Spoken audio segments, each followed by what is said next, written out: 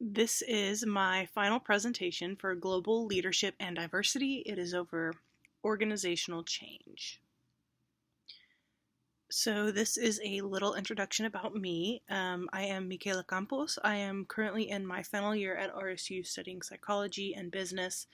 The industry that I currently work in is more of e-commerce and nonprofit. I assume that I will be in a similar industry in the future.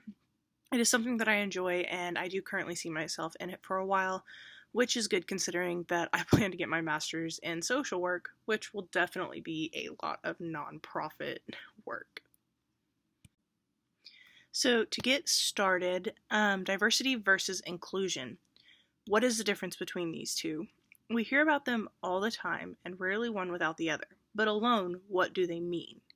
Diversity is the makeup of the workforce. This includes the race, gender, socioeconomical background, religion, etc., just things along that line. The more of these groups that are in a single company means a more diverse workforce.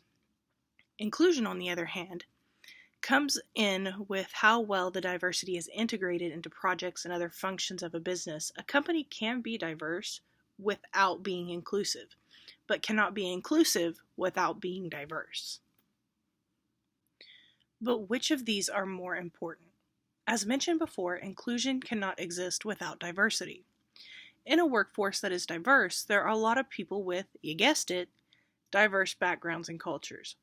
But that does not mean that it is being utilized. A company can look diverse on the outside, but in reality have a single group leading everything and making all the decisions. Inclusion, on the other hand, is diversity actually being used, not just being used as a marketing ploy.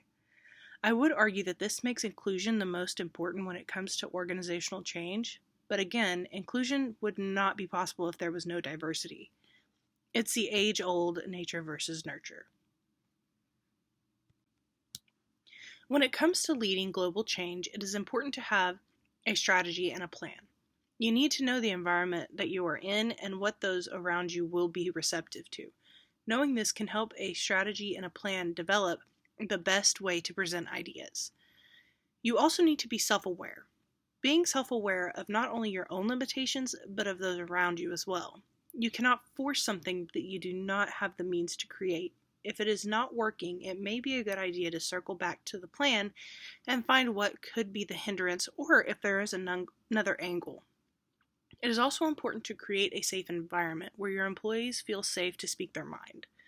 This could be bringing new points and different angles that you yourself did not think about. It also means that instead of having to pull information from people, you're getting it from a willing participant who knows that you care about what they're saying.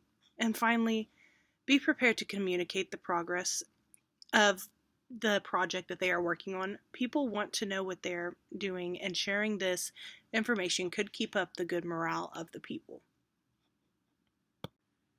One thing I did not mention on the last slide was that consistency is key to anything. If you are not consistent in the drive for change, then it will be all for nothing.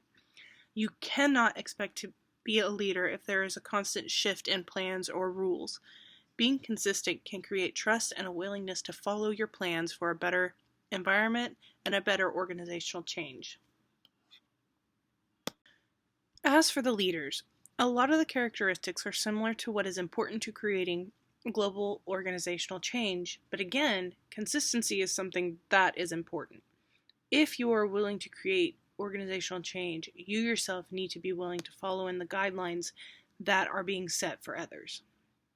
Awareness will also go a long way in helping create a plan for further action, but I do not want to repeat myself too much. Just know yourself and be willing to learn from others. Active listening to others will also give you insight on what is happening in different functions of the company. It is important to remember that your employees are the ones who are in the middle of everything and most likely see the more finer details that you as a leader will never see.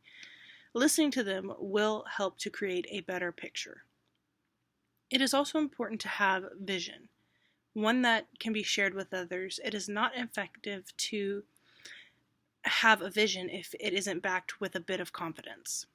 Leaders need confidence to act, but that does not mean to run everyone over. Focus on the good in those working with you and the end goal. There are many leadership models that a person could use to be an effective leader, but the most important is that they know what their followers need. There are times when a democratic type of leadership is better than a pace-setting leadership. Knowing the people that are being led will determine what model you need to use. This knowledge is gained by active listening and creating a safe environment for people to communicate freely. It may be trial and error in the beginning, but will be worth it in the end. This is the end of my presentation. Thank you so much for your time. These are the references that I used.